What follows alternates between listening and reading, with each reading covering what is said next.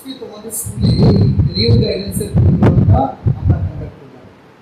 এই প্রোগ্রামটা directorate of skill development government of Tripura fund করছে এবং এটাকে আমরা ইমপ্লিমেন্ট করছি ইনস্টিটিউট ফর ক্যারিয়ার অ্যাডভান্সমেন্ট। তোমার নাম বলো ম্যাম। আমার নাম সায়ন্তিকা দাস।